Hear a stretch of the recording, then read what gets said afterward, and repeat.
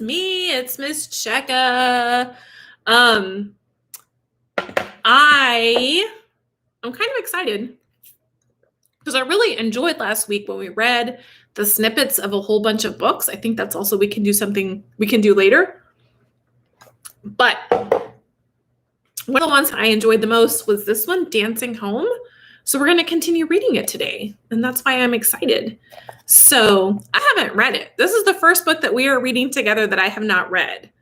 So I hope that it is as good as its first chapter. I'm not going to read the back of the book because maybe it has a spoiler, but I am going to say that the author is Alma Flor Ada. Ada?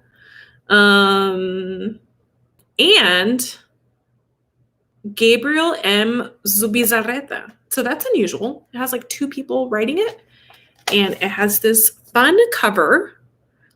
Those skirts that are like that when they're dancing, that kind of dancing is called ballet folklorico, which is real fun. I love ballet folklorico. I have Tess and Aaron here. That's fun. Okay.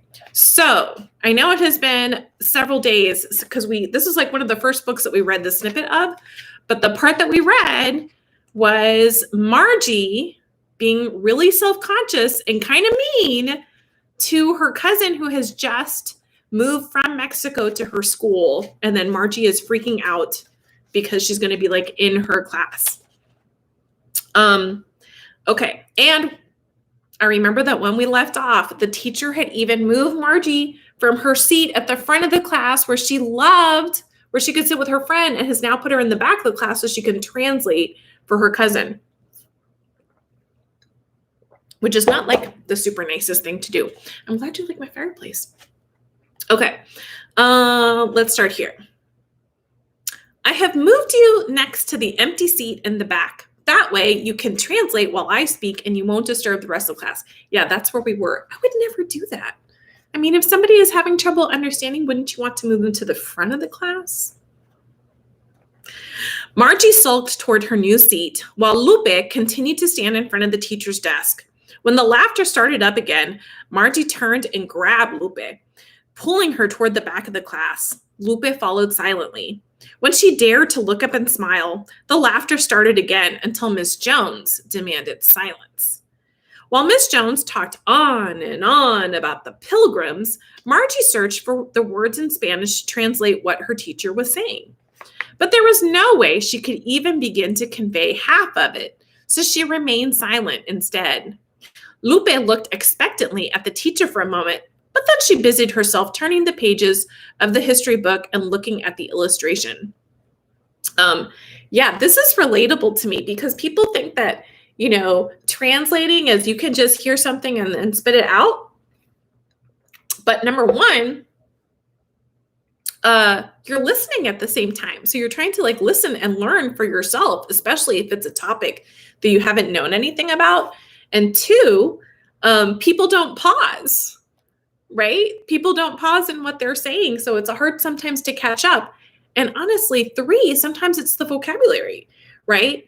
If they're talking about the pilgrims, when would Margie have had a conversation at home in Spanish about pilgrims, right? So just because you are bilingual or you're multilingual or you speak multiple languages, that doesn't mean that you have a filing cabinet in your brain that has a full vocabulary for every single thing.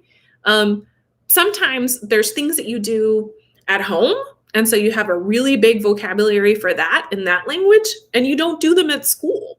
So you don't have a vocabulary in English for them, but it might be the opposite. I have a friend who is from Brazil. She grew up in the city of Rio, but she went to medical school in the US. So even she, in Portuguese, which is her native language, has trouble sometimes coming up with medical terms because she didn't go to medical school in Brazil. She went to medical school in English. So, okay, I just went on a rant, sorry.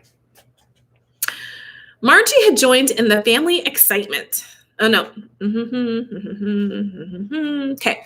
Margie felt deeply hurt. She had always liked sitting up front, and Liz was her best friend. Now she had to sit at the other end of the room while Betty sat next to Liz.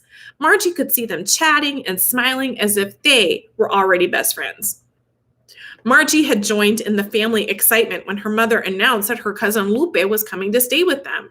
Margie had no brothers or sisters, and since none of her school friends lived close by, she thought it might be fun to have someone to hang out with at home.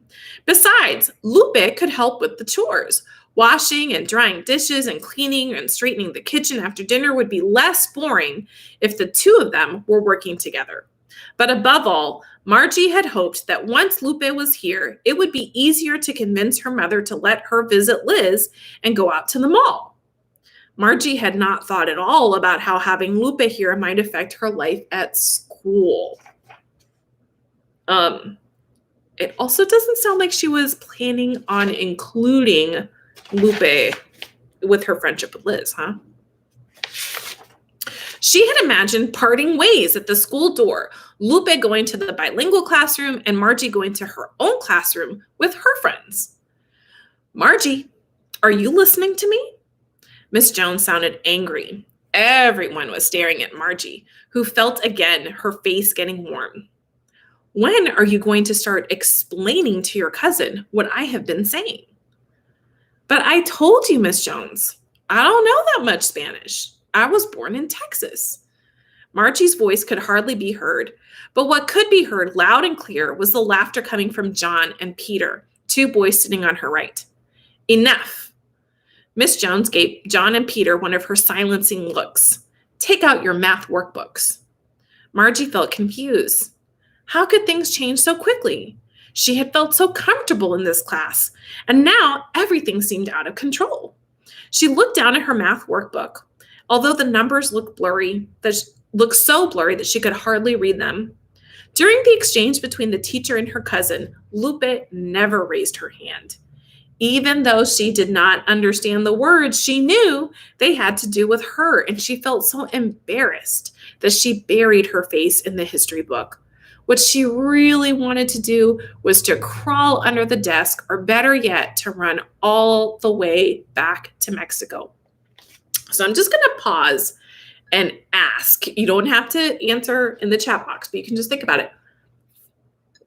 If you have ever been in a room and everybody else is speaking a different language and you don't understand it, how does that feel? All right? Because it's fun, like it's exhilarating, but it's also really awkward. I can tell you that I always thought that I was really, really, really good with languages because I grew up speaking Spanish.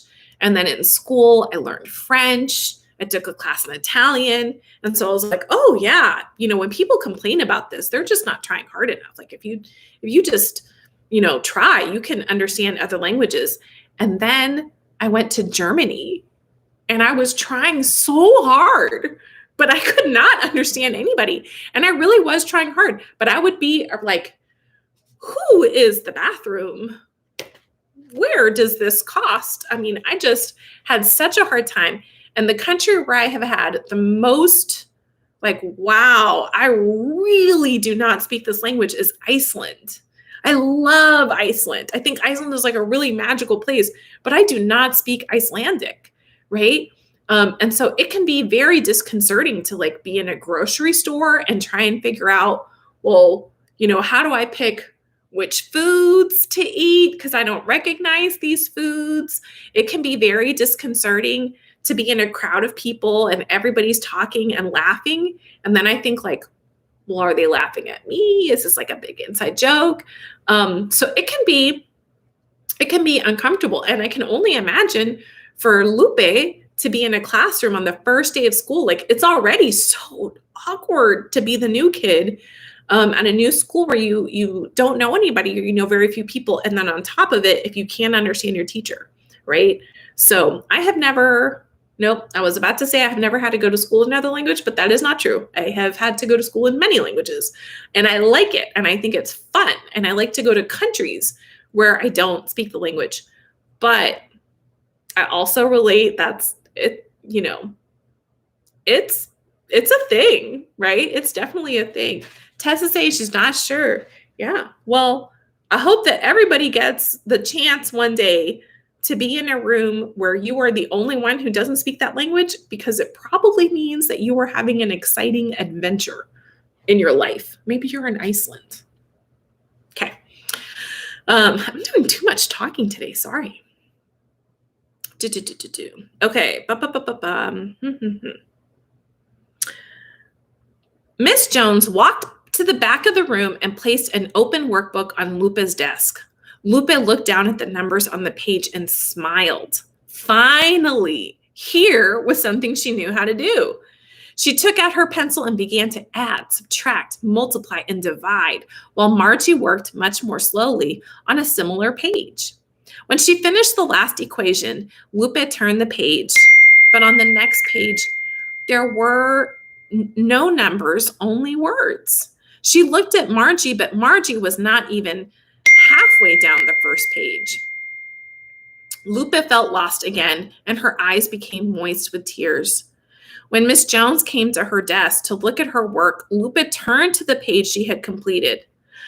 Excellent, the teacher exclaimed, pleased. Excelente. She held the page up for everyone to see. Then she added, Margie, would you please translate the word problems on the next page for her? But Margie looked up from the workbook and shook her head. I can't, Miss Jones. Really, I can't. Miss Jones found Lupa another page with numbers and returned to the front of the class. While the teacher walked back to her desk, Lupa was looking at Margie's work. She pointed to one of the solutions Margie had written and said to her, No es así. Lupa heard a small laugh from the boys and a no excelente, Margarita. Again, she looked down and blushed, wishing she had not said anything at all. At lunchtime, Margie and Lupa were at the end of the line. Lupa saw Margie look for a seat near the girl with the curly hair, but when they finally got their food, all the other seats were filled. Lupa and Margie were forced to sit at the opposite end of the table. A few times during lunch, Lupa tried to say something, but Margie silenced her. Lupa ate quietly. Margie left most of her food on the tray. So Lupa's pretty good at math. We just learned that. And why do we think that Margie tells Miss Jones, I can't help her, like I really can't help her? Tessa's over here saying she went to daycare. Everybody else spoke Spanish. Yeah. So I think one of the reasons Margie is saying, I can't help her is she was only halfway done with her problems, right? So she didn't have time to skip ahead and help Lupe because she wasn't done with her own problems. But maybe she could have asked for help from Lupe, right? Since it turns out that Lupe is really good at numbers. All right. And the other thing that's just a really good writing thing is that in this little paragraph, the writers are telling us how Margie and Lupe feel, but they're not using any words to tell us how they feel. They're showing us through their actions, right? So in this sentence where it says here, Lupe tried to say something, but Margie silenced her. Lupe ate quietly.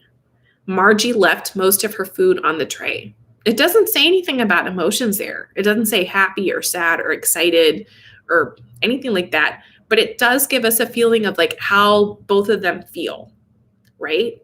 So take a little second and like, how is Lupe feeling? You know, not able to understand anybody. And then the one person that she can talk to, who is her cousin, doesn't let her talk and doesn't want her to talk. You know, how is she feeling? And then Margie is not eating her food, not getting to sit with her best friend.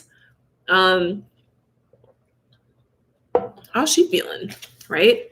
So that's some good writing there. Sometimes you don't have to tell somebody, you can just show them.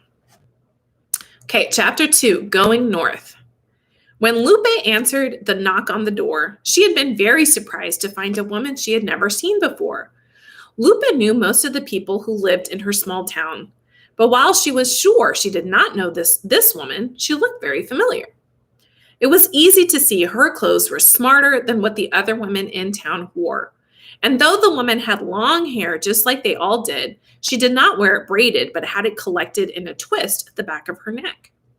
The woman looked at Lupe for a moment in silence. And then she smiled and exclaimed, Lupe, you are Lupe, right? And then without waiting for an answer, she wrapped Lupe in a tight embrace. I'm Consuelo, your aunt from California. Lupe could hardly believe her ears. She'd never met her aunt, although she'd always longed to do so. Lupe smiled, not sure what she should say, but her aunt had plenty to say for the both of them. First, she asked about Lupe's mother.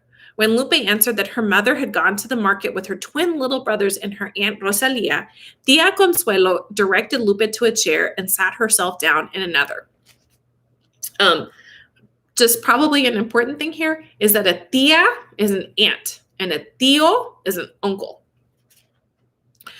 Lupe, I am here to ask you if you would like to come with me to California. I'm your father's only sister, you know. Her father. No one had spoken to Lupe of her father in a long time. A few years back, like many of the men from town, her father Juan had gone to El Norte. He sold the family's plot of land to pay for the trip and promised to send money so that everything could be better for everyone. He went to Stockton, California to work in the asparagus fields. Lupe's mother, Dolores, had not wanted him to go, but he was determined. I want to pause here with a little geography thing because this is something that I've noticed with my students. So first of all, El Norte means the north. El is the, Norte is north, right? But north means something different when you have a different kind of internal map, right? So if you live in the United States, usually when we say north, south, east, west, we're picturing like an invisible dot right in the middle of the US. And so we mean, when we say north, we mean like, you know, Michigan, Maine, Montana, right? And when we say south, we mean Texas and Mississippi and Louisiana and California, right? Because we're picturing north of the middle of the US, south of the middle of the US, east, west, right? But if you live in Mexico, then the invisible dot that you're kind of saying north, south, east, west is in the middle of Mexico. So when people in Mexico say the north, they mean the states that in the US are the south, right? So when she says that her father went to El Norte, she means California, which is a southern state. So that sometimes is a little confusing for kids, but it makes sense if you picture like there's like an invisible dot, right? And if we lived in Canada and they're talking about the north, they don't mean Michigan, Montana, and the states that are at the top of our country, right? That's the south to them. So Dolores was relieved when she got the first letter from Juan, letting her know he had been able to make it to California. For a few months, he sent letters and some money.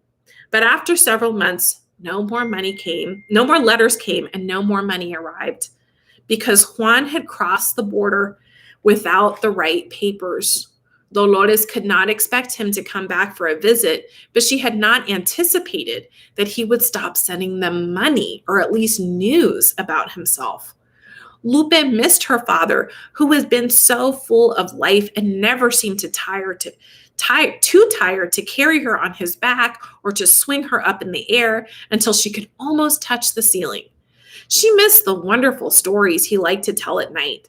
Stories where he was always the hero, capable of fighting monsters and rescuing those in need. Most of all, she missed going to sleep listening to him softly playing beautiful ballads on his guitar. Those songs had filled the house and her sleep with gentle dreams. When he was gone, the house became sad and silent. After her father left, Lupe often heard her mother crying at night. Although she did not say anything to Lupe, Lupe knew her mother feared Lupe's father might be sick or even dead. Everyone in the family helped in various ways, some sharing vegetables from their own small fields and others bringing groceries from the store. Lupe's mother worked, brushing and washing wool fresh from sheep, but there never seemed to be enough of anything, money, food, or clothes. And it also gives us a little bit of a hint about where Lupe is living, like where she is from in Mexico, because Mexico it's like a country like any other. You could be living in a really huge city. You could be living in a suburb. But it sounds like if there's wool and sheep and people are growing vegetables, that maybe she's living in a smaller place that's more rural, like where it has lots of farms, right? When her father had been away for almost 3 years, someone came back from Stockton and mentioned that Lupe's father had left California. He knew someone who had seen him in Chicago, and there were rumors that he now had another family. At first, Lupe's mother became very depressed. She stopped looking for work and cried all the time.